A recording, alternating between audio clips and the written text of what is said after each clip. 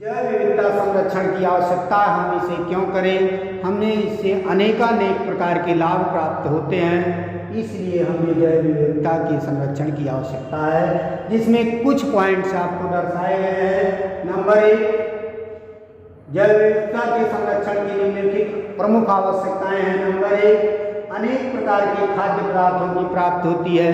पेड़ पौधे जीव जंतुओं से ही हम भोजन प्राप्त करते हैं। हम मनुष्य या सभी प्राणी प्रत्यक्ष या अप्रत्यक्ष रूप से पौधों पर भोजन के लिए निर्भर रहते हैं, परंतु मनुष्य कुछ भोजन पदार्थ पौधों से प्राप्त करता है, कुछ भोजन पदार्थ जंतुओं से प्राप्त करता है। इसलिए वे जीव जातियां, जंतु या पौधे यदि हमारे पास उपलब्ध रहेंगी तो ही हम उनसे भोजन पदार्थ प्राप्त कर पाएंगे। इसलिए हमें जैव विविधता संरक्षण की आवश्यकता है। जैसे अनेकानेक प्रकार के खाद्य पदार्थों की प्राप्ति होती है। प्रोटीन के पदार्थ, कार्बोहाइड्रेट के पदार्थ, वसा के पदार्थ, अनेक तरह के जो भी हमें खाद्य की आवश्यकता होती है वह जीवों से ही प्राप्त होती है। अनेकों प्रकार के उत्पाद जो हम दैनिक जीवन में प्रयोग में लाते हैं, तरह तरह के उत्पाद, दवाएं, वैक्सीन, लकड़ी, रेशे, अन्य श्रृंगार के साज साधन जैसे लाख, चपड़ा, कॉस्मेटिक, इत्र, सब कुछ तो जीवों से ही प्राप्त होते हैं। यदि ये जीव हमारे आसपास पर्यावरण में उपलब्ध रहेंगे तभी हम इन पदार्थों की प्राप्ति कर पाएंगे।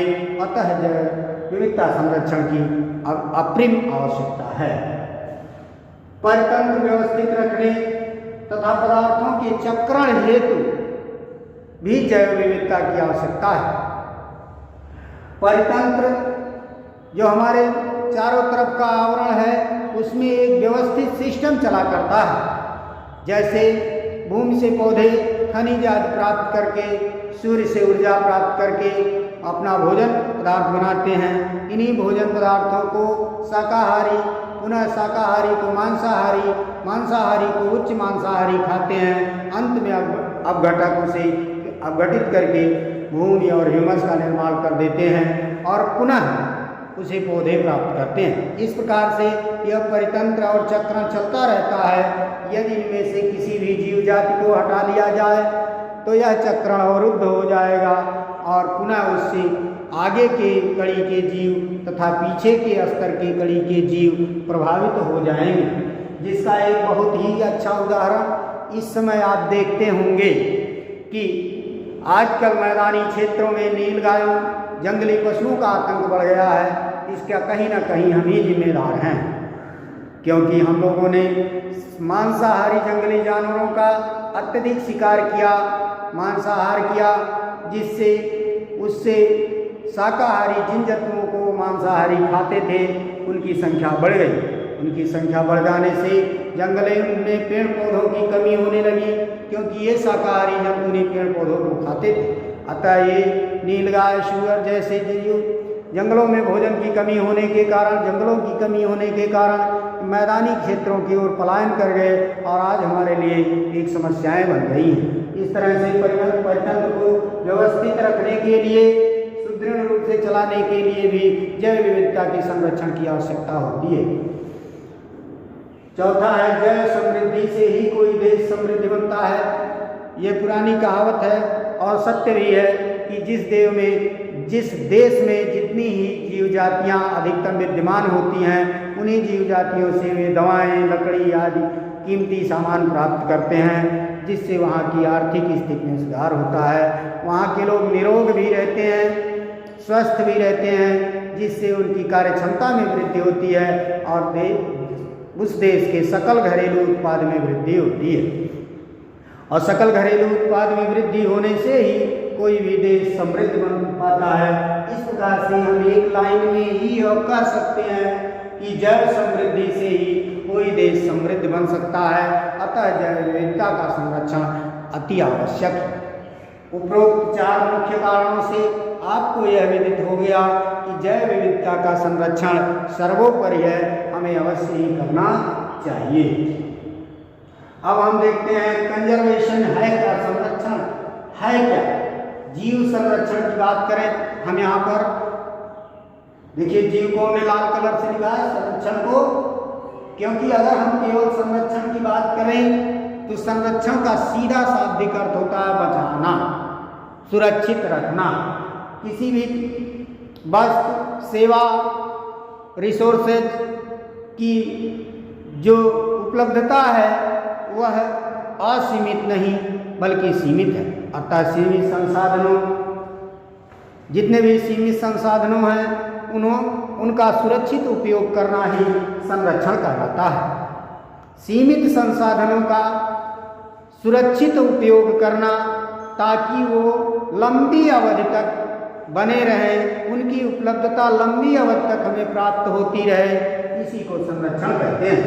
इसी प्रकार से जीवों का संरक्षण, जीवों की इस प्रकार से देखभाल करना कि उनका अस्तित्व उचित संख्या में बना रहे, जीव संरक्षण कहलाता है। पुनः देखिए, जीवों की इस प्रकार से देखभाल करना कि उनका अस्तित्व उचित संख्या में बना रहे, जीव संरक्षण कहलाता है। इसका प्रमुख उद्देश्य उस जीव जाति को संकटग्रस्त होने से बचाना है। जीव संरक्षण का सीधा शाब्दिक अर्थ है कि वह जीव विलुप्त न होने पाए, उसका अस्तित्व उचित संख्या में पर्यावरण में बना रहे। ऐसे जो भी क्रियाएं हम करते हैं वह जीव संरक्षण संबंधी क्रियाएं होती हैं। यहाँ देखें, वन्य और वन्य जीव क्या है। वन क्या है? प्राकृतिक रूप से पेड़ पौधों की, जो प्राकृतिक रूप से उगे हुए पेड़ पौधों का बड़ा समूह वन कहलाता है। प्राकृतिक रूप से उगे हुए पेड़ पौधों के बड़े समूह को, बड़े बड़े वृक्षों के लंबे क्षेत्रों को हम वन कहते हैं, और उसमें रहने वाले जंतु जातियों को हम वन्य जीव कहते हैं। इस प्रकार से वन्य जीव को एक साथ हम कह सकते हैं अपने प्राकृतिक आवासों में सहज ढंग से जीवन यापन करने वाले जैव समुदायों को वन्य जीव कहते हैं। इसमें वन तथा वन्य प्राणी सम्मिलित होते हैं। पुनः देखें, अपने प्राकृतिक आवासों में सहज ढंग से जीवन यापन करने वाले जैव समुदायों के समूह को वन्य जीव कहते हैं। इसमें वन तथा वन्य प्राणी सम्मिलित होते हैं। अभी हमने आपको बताया वन क्या है, कि प्राकृतिक रूप से उगे हुए पेड़ पौधों वृक्षों के लंबे क्षेत्र को, अधिक बड़े क्षेत्र को हम वन कहते हैं, और उसमें रहने वाले समस्त जंतुओं को वन्य जीव कहते हैं। जैसे वन्य जीवों में जो जंगली जीव हैं, जिनका मनुष्य लालन पालन पोषण करके डोमेस्टिक नहीं करता है, वो सब वन्य जीव हैं। जैसे जो है बाघ, बारहसिंघा, नीलगाय आदि। अब हम देखते हैं पादप संरक्षण। पौधों का को हम क्यों बचाएं? तो पौधों को तो हर कोई बचाता है, लेकिन क्यों बचाएं? देखिए, जो महत्व आपका जैव विविधता के संरक्षण का है, वह सभी महत्व पादप के संरक्षण का भी है, क्योंकि पौधे भी एक तरह के जीव हैं। तो जीव को बचाने का जो महत्व है, जो उपयोग है, जो हमारे लिए लाभ है, वही पादप संरक्षण का भी महत्व है। परंतु एक हेडिंग अलग कर दी गई है, जिसे देखें कि पादप संरक्षण हमें क्यों करना चाहिए, इसका क्या महत्व है। मानव उपयोगी खाद्य वस्तु में दवाएं, रेशे, लकड़ी आदि सभी पौधों से ही प्राप्त होते हैं।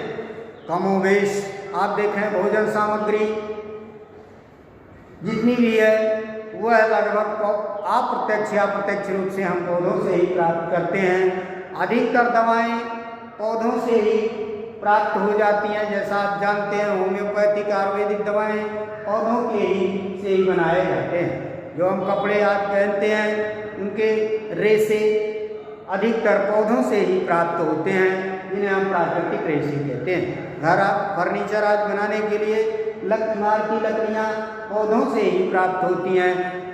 सौंदर्य के साधन, इत्र, सजावटी सामान, फूल, पुष्प, पत्ती, मनोरंजन के सामान सब कुछ पौधों से ही प्राप्त होते हैं। जहाँ पर पादप जातियाँ जितनी अधिक विद्यमान होंगी वहाँ हरियाली उतनी अच्छी होगी, हमारे मनोरंजन के साधन भी उतने ही अच्छे होंगे। इस तरह से मानव उपयोगी जितने भी हैं सौंदर्य प्रसाधन, मनोरंजन, खाद्य, दवाएं, रेशे, लकड़ी आदि सभी पौधों से ही प्राप्त होते हैं। अर्थव्यवस्था में सहयोग पहले ही आपको बताया जा चुका कि जैव समृद्धि से ही कोई देश समृद्धशाली बन सकता है, अर्थात जिस देश में जितने ही अधिक और घने जंगल, अधिक क्षेत्रफल में जंगल, अधिक तरह तरह की प्रजाति के पौधे होंगे वहाँ पर उतने ही तरह तरह के उत्पाद प्राप्त होंगे, जिससे उस देश की अर्थव्यवस्था आगे बढ़ेगी। अर्थात इन पेड़ पौधों से ही किसी भी देश के लिए आय का एक बहुत बड़ा स्रोत होते हैं, जिससे उनकी अर्थव्यवस्था मजबूत होती है। पर्यावरण संतुलन बनाए रखना हम सब जानते हैं कि पौधे प्रकाश संश्लेषण की क्रिया द्वारा कार्बन डाइऑक्साइड ग्रहण करते हैं और ऑक्सीजन को मुक्त करते हैं, जिससे वायु स्वच्छ होती रहती है, पर्यावरण में गैसों का संतुलन बना रहता है और हमें प्राणवायु ऑक्सीजन बनी रहती है, मिलती रहती है। साथ ही विभिन्न पदार्थों का चक्रण भी पौधों के द्वारा होता रहता है। जैव विविधता का संरक्षण होता है, जहाँ पर पौधे अधिक होते हैं वहाँ नाना प्रकार की जंतु जातियाँ, कीड़े मकोड़े आदि भी पनपते रहते हैं, क्योंकि इनडायरेक्टली हर जंतु पौधों को ही खाता है। कुछ जंतु सीधे पौधों से अपना भोजन प्राप्त करते हैं और कुछ पौधों पर आश्रित जीवों से अपना भोजन प्राप्त करते हैं। इस तरह से जैव विविधता का संरक्षण होता है। जहाँ पर जंगल आदि होते हैं वहाँ पर अनेक प्रकार के जीव पाए जाते हैं। जैसा आपने सुना होगा कि अमेज़न जंगल में इतनी ज़्यादा जैव विविधता है, इतनी तरह तरह की जीव जातियाँ हैं, जिनके सभी जीव जातियों के पता अभी तक हम नहीं लगा पाए हैं। वैज्ञानिक सभी जीव जातियों के विषय में वहाँ पर जानकारी नहीं प्राप्त है। एक एक अद्भुत जीव वहाँ प्रतिदिन खोजे जा रहे हैं। इस तरह से घने जंगलों जहाँ पर पादप अधिक है वहाँ पर जैव विविधता भी अधिक पाई जाती है। जीन पूल और जीन बैंक, जब जीव जातियों की संख्या अधिक होगी तो वहाँ उनके शरीर की कोशिकाओं में उपस्थित तरह तरह के जीन भी अधिक तरह तरह के पाए जाएंगे, जिन्हें हम जीन पूल कहते हैं। किसी समुदाय के समस्त जीनों की संख्या को जीन पूल कहते हैं। और इस तरह से पौधों में तरह तरह के जीन जो है वह सुरक्षित रूप से पड़े रहते हैं। इस तरह से पादप संरक्षण आवश्यक है, जिससे तरह तरह के जीन पूल और जीन बैंक का संरक्षण हो सके।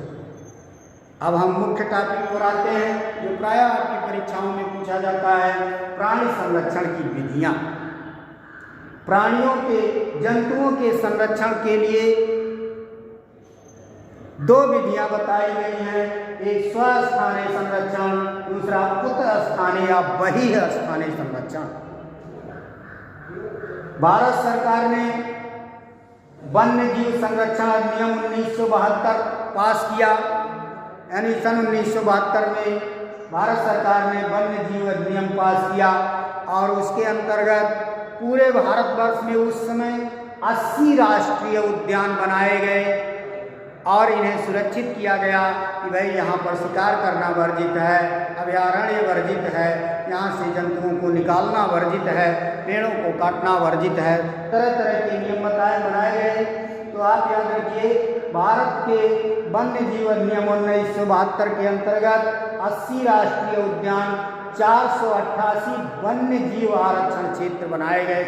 वर्तमान में यह संख्या और बढ़ गई है, जिसमें से हम आपको कुछ राष्ट्रीय उद्यान के नाम पढ़ते हैं, जैसे फूलों की घाटी, नंदा देवी राष्ट्रीय उद्यान उत्तराखंड, जिम कॉर्बेट राष्ट्रीय उद्यान उत्तराखंड, डेवर्ट राष्ट्रीय उद्यान जैसलमेर, पैंथेरा राष्ट्रीय उद्यान नागपुर महाराष्ट्र, पन्ना राष्ट्रीय उद्यान मध्य प्रदेश, गिर राष्ट्रीय उद्यान सागर जूनागढ़, काजीरंगा राष्ट्रीय उद्यान जिससे सभी परिचित हैं शिव सागर, जोरहाट आसाम में यह स्थित है। सुंदरवन टाइगर प्रोजेक्ट पश्चिमी बंगाल में स्थित है, जहां पर तरह तरह के जीवों का अभयारण्य बनाया गया है। इस तरह से आप 2-4 राष्ट्रीय उद्यानों और 2-4 राष्ट्रीय वन्य जीव आरक्षित क्षेत्रों के नाम अवश्य याद रखें। जैसे हमारे उत्तर प्रदेश का जो राष्ट्रीय उद्यान है वह Jim Corbett national park Uttarakhand में जो अब चला गया है वह प्रसिद्ध है। इसके अलावा दूसरा उच्च स्थान है ईस्ट सिटी कंजर्वेशन। जब जीवों को उनके मूल आवास से हटा करके कृत्रिम आवास में लाकर कृत्रिम ढंग से उनका संरक्षण किया जाता है तो इसे हम ईस्ट सिटी कंजर्वेशन उच्च स्थान या बाह्य स्थान संरक्षण कहते हैं। बाह्य स्थान संरक्षण में तमाम तरह के जूलॉजिकल पार्क बनाए गए हैं जो जहाँ पर जीवों को कृत्रिम आवास बनाकर बनावटी आवास बना करके उन्हें खिलाया पिलाया और उनका प्रजनन किया जाता है।